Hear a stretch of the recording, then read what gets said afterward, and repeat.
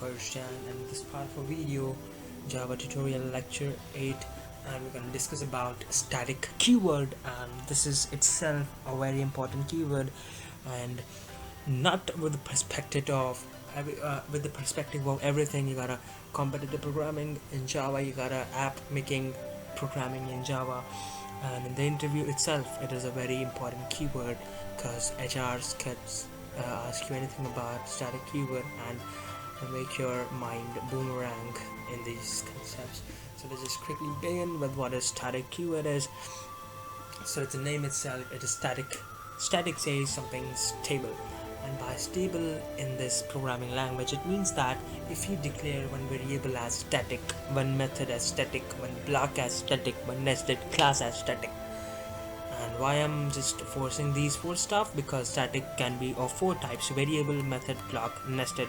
So what by these I mean that if you declare a variable, let's say variable, if you declare a variable as a static, the variable will shift into the class, and every time you just call the object, the memory for static will not be invoked every time. It is once you saved it, it will go forever. Just to see for example this diagram itself, that if you declare a variable college as static, it will be in the class area, and when you every time when the object is called, it will be not taking the space, it will be there only, and the object the when you ask for this, it will the object will take data from the class itself and display it.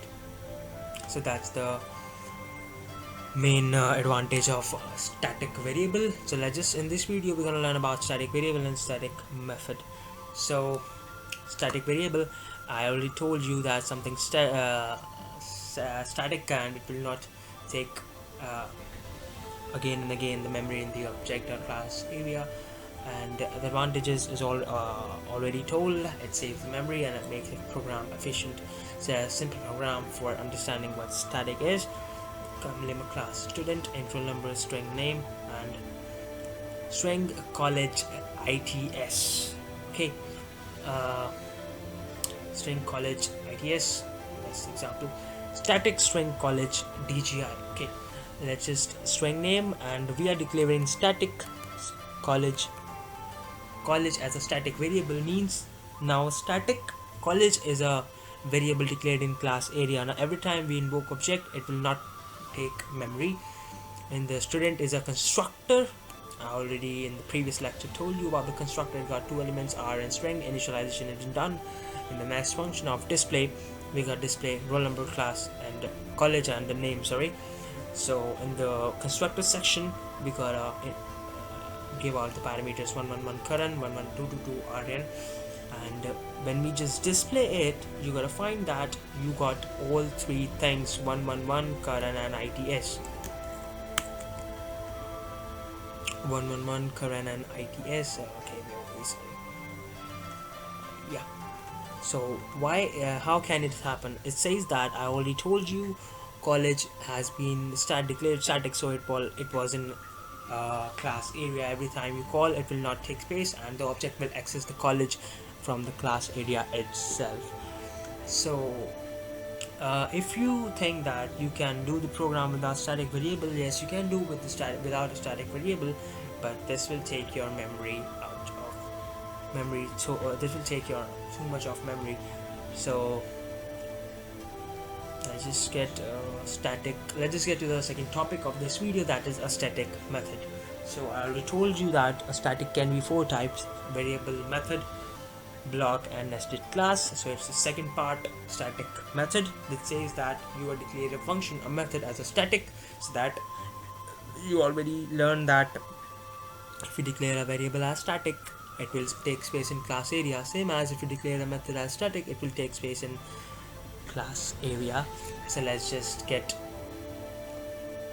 before just getting to the program itself, I want to show you tell you the property of a static method. Says that static method can change the data of static data member.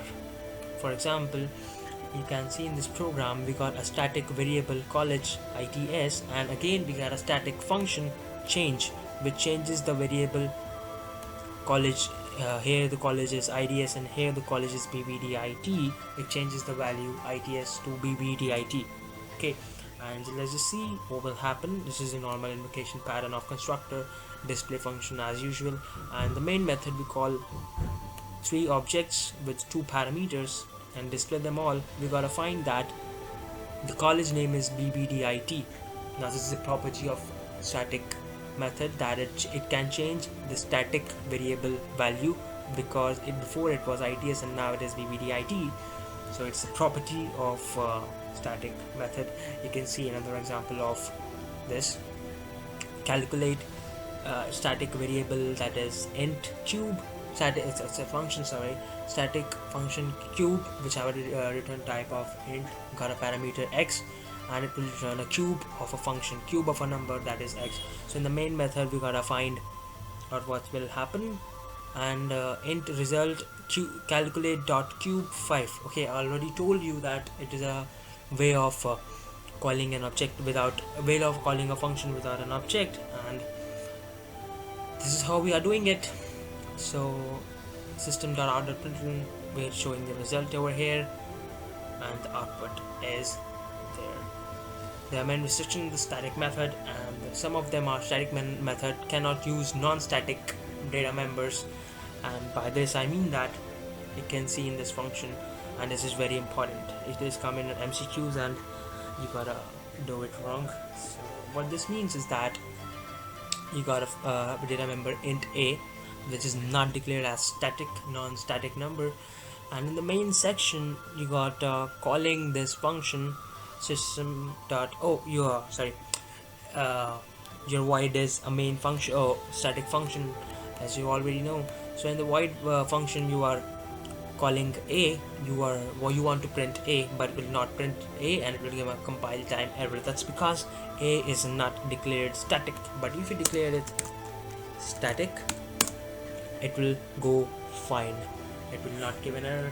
So that is for now. And just last question, I want to discuss it. Why main method is static? I already told you it is static because main method doesn't need any object, doesn't need any object to be called off, because its main method is enough to be called off, and the compiler should still have moved into the main method. But the JVM machine automatically creates an object. That's a different thing. Default object is a different thing. Should be told you. I'll show you in different video itself, the future videos. But till then, it's I think it's done. And have a nice day. Goodbye. Stay connected.